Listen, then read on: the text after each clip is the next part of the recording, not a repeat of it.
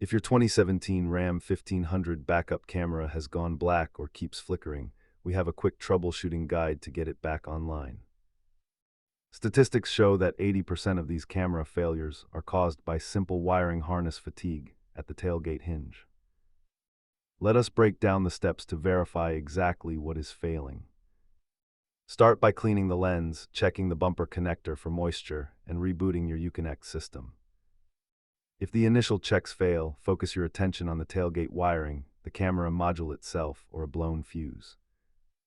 You will need a multimeter to test for continuity and verify that your ground connections are still solid.